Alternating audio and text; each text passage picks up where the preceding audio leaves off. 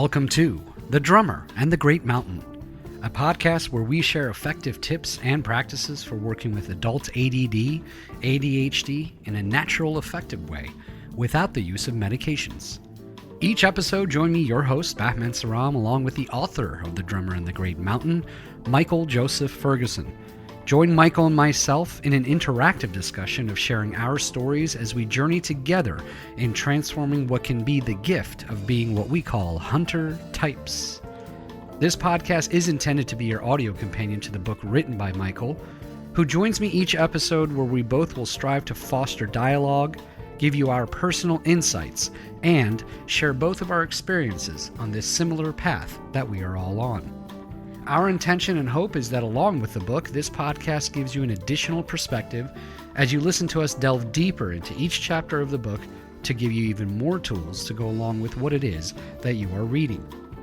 Visit us at drummerandthegreatmountain.com to purchase the book and look for more tools, tips, and updates, as well as giving us feedback on this podcast. Join our growing global community of creative types, entrepreneurs, and out-of-the-box thinkers on our shared journey. Welcome to The Drummer and the Great Mountain podcast.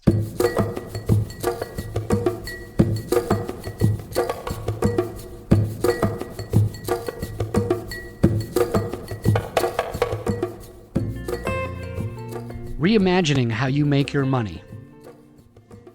Life Visioning Part 2 is what we're going to be covering today in The Drummer and the Great Mountain podcast, a guidebook to transforming adult ADD ADHD, and this is the podcast, the companion to the guide written by Michael Joseph Ferguson, who joins me each week here on the podcast so we can delve into these chapters.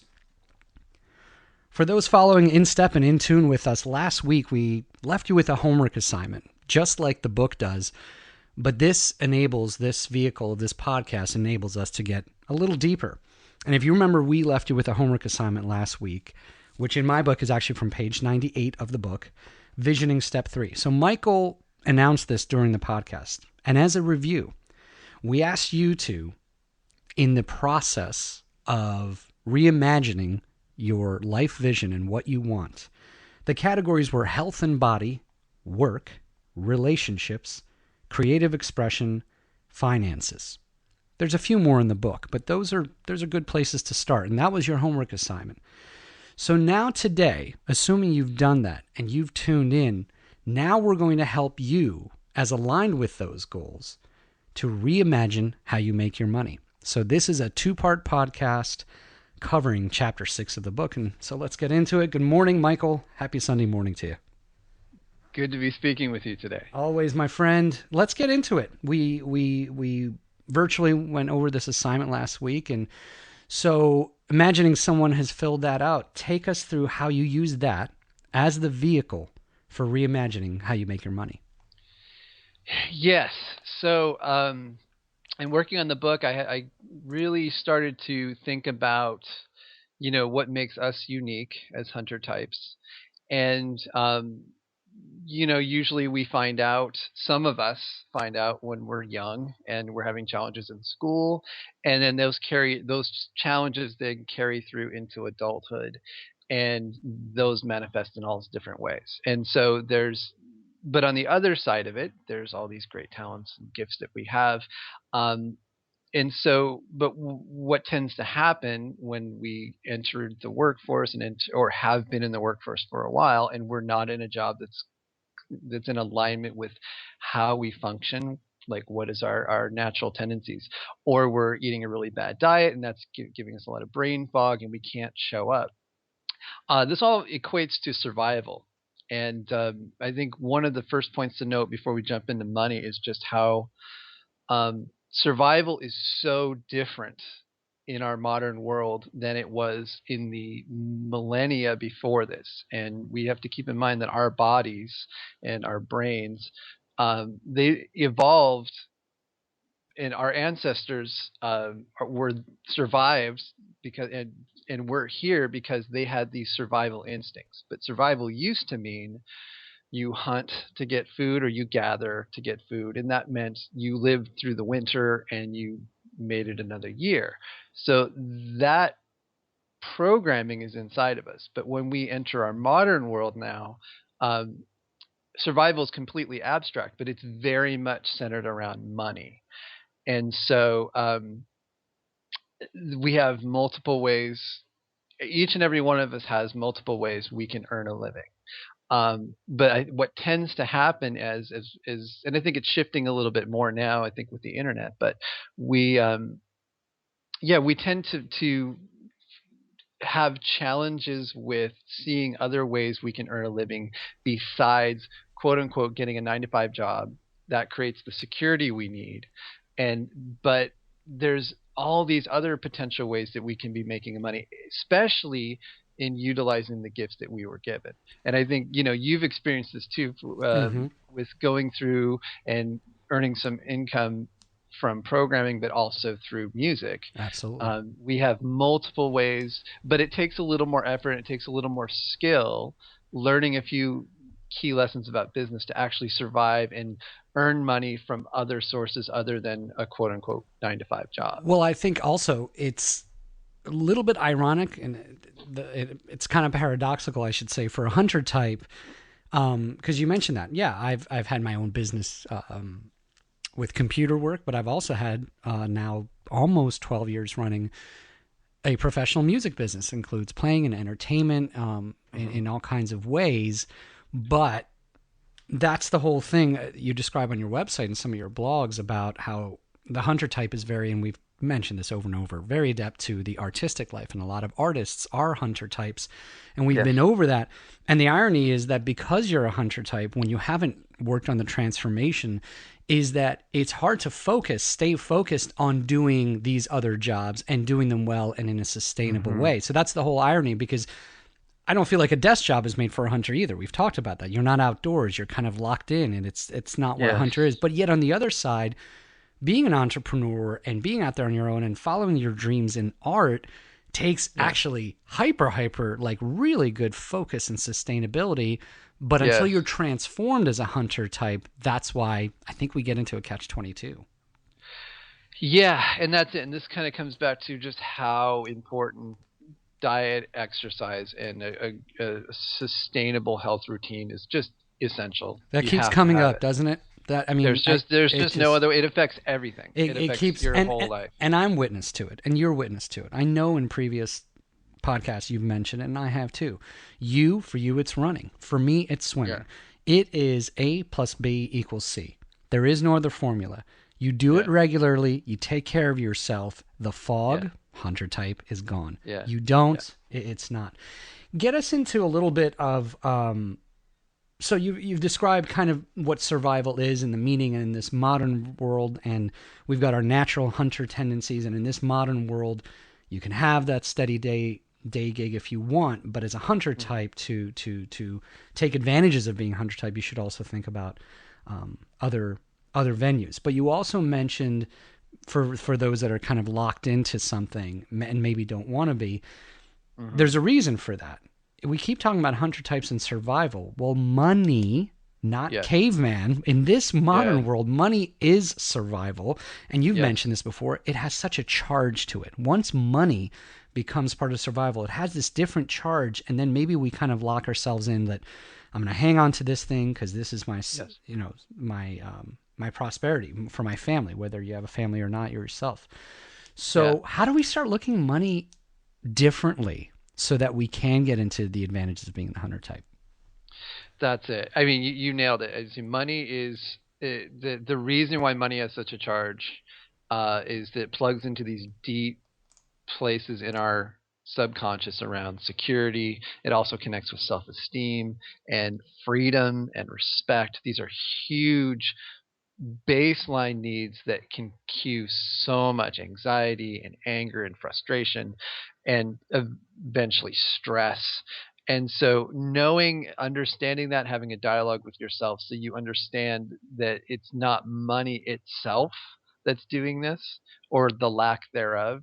It's the things that it plugs into, and having that mindfulness of, okay, this is about security, this is about self-esteem. And then part of that could be, actually I'm okay. Like I have enough food. Like, because the stress, that anxiety that comes up is part of you that's saying, I'm not going to live.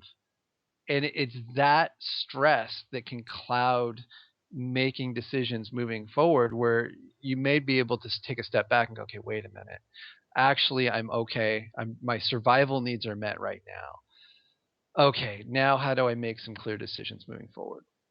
So to segue, I want to note there's many different sources that I pulled from in writing the book, and one of the big ones, and I highly recommend it as a resource, and a lot of my coaching clients have adopted it.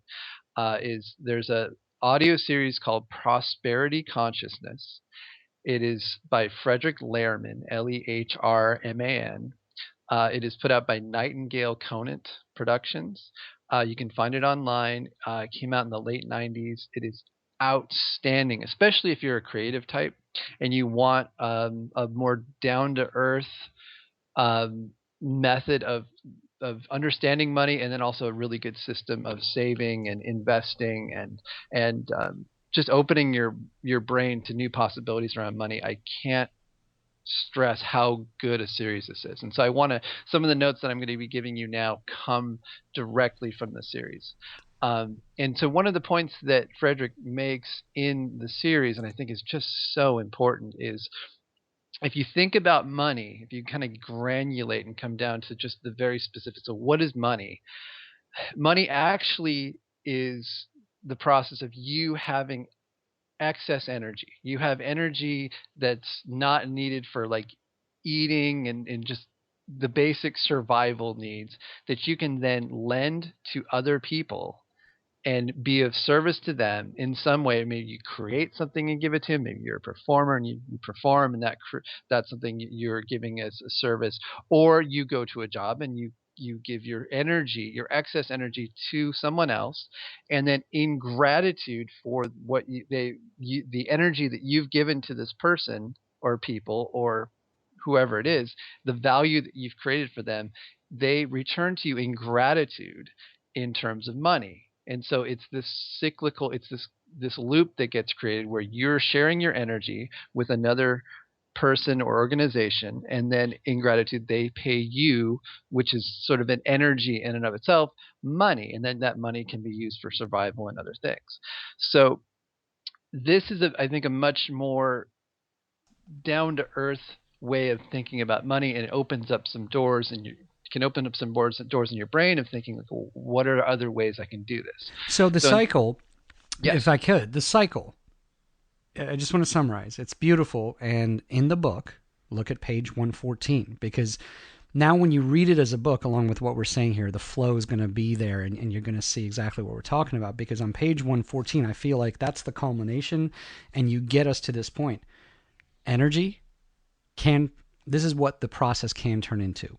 Energy to service to gratitude, back to money. So that's the summary of what we're talking about. Okay. And you mentioned that this is a very important thing for hunter types to understand. Tell us why, and then where that gets us to challenging ourselves to think of multiple ways of making money. Yeah. So once again, it's like, so if you're a hunter type, most of us are blessed with creativity and an ability to learn a specific skill or certain skills and master them. That is a very common hunter type ADD trait. So if the question is then, okay, now I have these abilities, or I have a tendency towards being good at something that I need to even refine a bit more. But then how do I take this ability or service or something that I can do really well and offer it as a service to someone else or a group of people, and then be open to then getting money back as support for the service that you've provided them. And again, this sounds very rudimentary, but I can tell you, as someone who has made a living being self-employed for now 20 years, I have to think this way. If I start to get in my head and think, okay, well, I needed to, like, if I get back to that core of like, what do I have to offer someone else? And it's always changing and evolving. I'm constantly learning new things, and I've earned an income from many different things over my lifetime. I've done like from making things to creativity to supporting people in terms of the coaching. Like so, but it all comes back to this: what are the skills that you have? Can you refine them a bit so that they can be of real value to someone else, and then creating an opportunity for those people to then give you money in return for the service that you provided. And it is that simple. It's not, you don't have to think in terms of, okay, I got to go to college, I need to get this degree. I can tell you, especially in the arts, if you're able to do something and do it well and be responsible, you can earn a living. You can earn a living to it, especially now as art schools are getting more and more expensive. I'm not just I'm just referencing art as one Of course. particular mode. Sure. Um, a lot of people that are making money, I can say this firsthand, are people that are not necessarily the ones that are scholastically trained, but that they've Absolutely. honed their skills. They Absolutely. can deliver. They have a really high quality product, and then they know how to market themselves. And Often, these are the survival skills that I think hunter types need to learn more of, so that we have a little more flexibility in our lives, so we don't have to take on a farmer like job there that you go. kills our spirit. Yes, yes. I knew you'd get there. That Yeah. was awesome because that's the whole thing. You've mentioned we don't often follow. So we've asked this before. Well, then, if you have dreams, why wouldn't one follow it? Hey, that guy is so talented. Well, what's he doing? He's behind a desk. Yeah. Why? Here's the why. People don't often follow their dreams because this paradigm is that security over everything else. Now, Mhm. follow the algorithm. Earlier, Michael mentioned money equals security. That's how we think. It's a society thing. It's how we're raised. Security is important, but it's only one of the many needs that you need to meet. And as a hunter type, and in this case, we are talking about the creative personality, as we said, that tends to be what hunter types are, is creative, gifted, out of the box thinking. We mentioned that last week. And so, to summarize my point, if you're in something that's not comfortable in your own skin, the farmer type thing, the desk job, which again, we're not judging being behind a desk, we're not judging doing the same work. We're just saying there are types that's made for, and us as hunter types, that's not made for us. Yeah. So if you start reimagining how you make your money, you will see that there's success just in that. Because how many times have you and I seen an idea, a business idea, and then we look behind and we're like, wow, creative. Oh, not only creative, this used to be their hobby, and look at what they're Yes. doing with it now, right? Isn't it? I Yes. feel like we That's see that it. a lot. That's it. Yes, and we're not advocating completely quit your job, put No, your family at risk, and do this. That we're nothing not that saying that. extreme. No, no, No, no, you no. have This is there's a a process. process we're talking about. It is a Yes. process of, and if you're younger, but I will say this: if you're like between the ages of 18 and 25, take this very seriously. Mm-hmm. Like, the more you can do now, if you do not have the responsibilities that someone who's a little bit older and has a family, like, Absolutely. learn some business skills, learn how to market yourself, hone your talents, find a mentor, do those things and practice, like going out and saying, okay, this week I'm going to earn X amount of dollars from different sources, and maybe you buy something online and then you sell it, or just to show yourself. And I give this challenge to all my clients, just to show yourself that you can earn money outside of a traditional way of earning money. And maybe it's just a little bit, but it's like some part of your unconscious starts to go, oh, this is possible, and it starts to come up with creative ideas, so you can expand upon it and expand upon it and expand upon it. And so maybe survival goes from being you have a 9 to 5 job to being, I've got four things that I do, and I'm managing them skillfully, and they're all bringing me a very sustained income. And what's nice about having multiple sources of income is they're not all, like, if one starts to peter out or you're having some challenges there, you've got other, you're covered.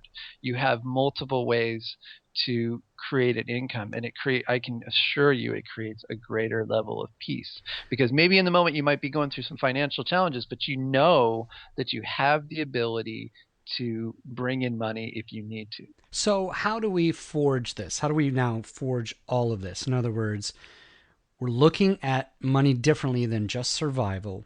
We are expounding our paradigm that money can be in this cycle, good cycle of putting my energy towards something that I'm good at. Maybe it's of something that's even of service, and that brings about Mm-hmm. gratitude to those that I'm in service to, bringing back money. We've got Mm-hmm. that. We've written our goals from the homework assignment from last week. Yes. Now you mentioned for going out and challenging yourself. Hone this Yes. challenging yourself. How do we do it? Talk to us about the money day concept. Yes. So, and I've noticed this. This is always my process is constantly evolving as I'm working with more people and getting feedback and seeing what works for different people. So, what seems to work with a number of my clients is pick a day a week where you're going to call it money day. And you don't have to spend your whole day working on it, but this is your day where not only do you focus on, most people just say money day, and that's like, okay, I'm paying the bills.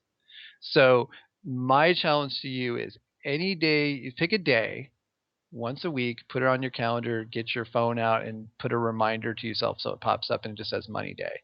And that day you commit to not only handling anything that needs to get handled in terms of paying bills and all that, but you think about, you associate that with also, how can I bring in income this week from some new source, or refine some source that I have currently that I potentially can bring in more income from. And again, if you're just thinking in terms of your job, it might be a little flat. But then if you start to think, okay, well, there's this, there, I might be able to do this, or I might be able to do that. Start to think about ways of bringing in money when you're starting to think about ways of like having to pay your bills. So call it a money day and start thinking about, okay, maybe I can sell something, maybe I can buy something wholesale, or maybe I have something that I can sell on eBay or on Craigslist or something like that. Just to get the process going. It may not be the final solution, but at least it starts thinking, okay, I can bring in some money that way. But I think that's Oh, important right there yes, because I know you mentioned this a lot. The reason it does, you don't have to see this thing you're doing. And I'm going to throw an example. Oh, I used to love making jewelry. I wonder what would happen if I sold my jewelry on eBay. yes, That doesn't mean that's what you're going to do for life and that's going to bring in the full income. It's yes, about what Michael said. I want to point this out. It's about building a habit. If you look at the first thing you pick, not necessarily, but like, how do I, because this money day thing is a challenge. We all have lives, yeah, families, responsibilities. This is why yeah, money day is important. You're saying, I'm going to focus. And by focusing on the thing that may be a short term thing and it may peter out, but if you get in the habit of how to dedicate your energy so that it's a routine is kind of tough for hunter types, but yes, practicing to be in routine is exactly what this exercise is. So I feel like last week we gave the assignment of the categories to think of life okay, visioning. Now I think this week's assignment for reimagining your money is pick your money day yes, and start devoting to it and check in with us. So that's I just it. wanted to point that out because I think that impromptu has kind of turned into a good assignment. That's it. It's perfect. And here's a list. You can sell something. You could create something and then sell that. You could teach. You can get paid to teach. You can get paid to perform. You can invest money so that money then comes back to you. Again, be mindful. I think I will say that with a caveat that hunter types can be actually really good at investing and studying these things. Although it can, I just watched clients go through it. It can be a trap. So you have to be mindful. Like, investing is a really good idea, but also keep in mind that it can be addictive. It can turn into something that may not be a pleasant situation. So mindfulness around it. But then I know people that are very good at investing and they can invest money and then earn the money back. It's I would move overall in the direction of, what skills do I have that I can hone, or maybe they're totally honed and you just need to find a more effective way of taking those skills, offering them to other people so that you can earn an income. And I bet you there's a lot of people listening to this right now that are like, God, you know what, I'm actually really good at this. I'm not putting enough energy towards marketing. So there's tons of meetup groups that you can, meetup.com, on business and marketing and small business marketing. Like, go to a group, do what you need to do to get yourself sparked so you can go. So it's just, once you get a system in place, you then have this other outlet besides maybe a 9 to 5 job that you can start bringing in a regular income, to the point where you may be able to completely get yourself out of the current job you have right now. But either way, it's more about a sustainable view of how money functions, but also a sustainable way of dealing with finances, so that finances they become a positive thing in your life instead of something that is creating something that may be an uncomfortable situation in terms of work life, or just a sense of like, I don't have enough money and I'm constantly in stress. Instead of being stressed out, just train yourself to remember that anxiety doesn't get you anywhere. Mm-hmm. The only thing that's going to change the situation is you being creative, using your innate gifts to take your skills and utilize those to bring more income into yourself. And the question you should ask yourself is, what do I have that will create value for another human being to the point where they will give me money in exchange as gratitude for what I've given them? Mm-hmm. Before we wrap up, I do want to point out that the assignment now for the week is pick one day a week, call it your money day, and remember to focus it on something that you're going to enjoy, something you've always wanted to do. A lot of those things that you thought were dreams and not possible, this is your chance, right? And we're only saying one day a week. As Michael said, we didn't say quit your day job now. Just start getting into the routine. So that's your assignment, your money day. I want to reemphasize, though, for the probably 100th time during the life of this podcast, none of this, and now I'm speaking from experience because I think Michael and I sometimes do a share session about things from our personal life. None of this is possible without health. So I want to remind you that we're already behind on dopamine. So therefore, from chapter 1, Michael's mentioned health, diet, health. You've seen it as a routine thing. So Michael's giving you some caveats as we get into reimagining. Now I'll give you my caveat. You will not be able to follow through on your money day assignment if your number one priority is not health. So I just wanted to share that because I think that's so important, because it's also part of that cycle of why we burn out. We're good entrepreneurs, but only in short things, and sometimes we can't even accomplish them. And I've noticed time and time again, I'm talking personally, is if my health is not in order, there's no way I have what it takes to challenge myself to something like a money day. So just with that in mind, I'll let you wrap up.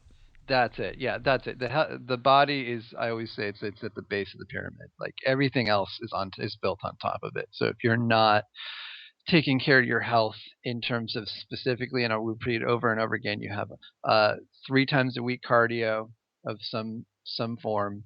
You have a healthy, high protein, low carb diet that you've eliminated artificial ingredients in your diet, and you're eating, healthy sources of protein, and that could be vegetarian sources. I'm mostly vegetarian, but protein doesn't necessarily mean meat, but if it is, healthy sources of meat.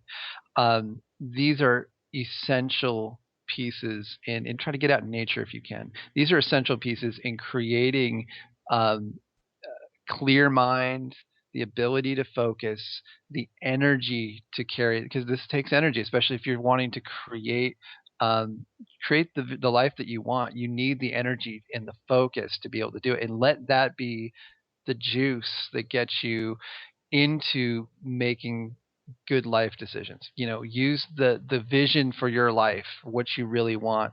Let that be the driver for making the health changes that will eventually transform your life. Excellent stuff today. We said it was going to be a shorter podcast, and so that was because we really wanted to focus in on one compelling, really important wrap up to this 2-part of life visioning. Anything to close on your side, Michael? No, I think that's it. The next couple podcasts we'll start moving into in the next, I think, 2 or 3 out. We'll be doing a 1 or 2 podcasts at least on health, and going into some really specifics on health and diet. I think that's going to be an important 2-part series on the podcast. So stay tuned for that. Excellent. I'm going to remind folks listening in, the book is The Drummer and the Great Mountain, and available at drummerandthegreatmountain.com. Definitely tune into the website. There's a blog on there. Obviously, you can get this podcast there or on iTunes, but also events coming up, articles written about this process and the book, as well as tools and tips.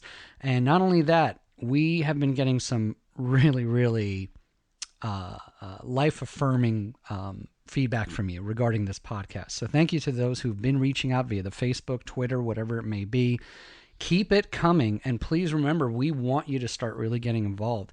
Start sending in your stories. Tell us where you are. Where are you in Life Vision? Where are you in the book? And what positive changes? Start sending us what Michael calls your wins. Start sending us your wins. Twitter them to us, Facebook them to us, or private message them to us. And without identifying you necessarily, unless you want to be, we want to share these with others. This is the whole idea of why there's an audio companion to the book, because as you're going through this, we want to keep you inspired and keep you motivated. Start sharing your wins with us, and we'll share them on the air. And if you ever want to come on and tell us your story, we welcome that as well. So for this week, your assignment, pick a day of the week, call it your money day, and remember, your goal is to create a really compelling vision of the life you want. Let this drive you to make changes that will assist your health and your overall well-being. Critical. I can't thank you enough, Michael. Another good session, and I can't wait to really start diving into other topics up to come. But I think I'm excited that we're at a place where we're doing something about this now, which is life visioning. So thanks again for another great day. Thank you as well. Looking forward to the next couple podcasts. Absolutely. Until we talk next, Michael, thank you. Take care of yourself. And as always, to you out in our listening and reading audience, please take care of yourselves and your health. Be well.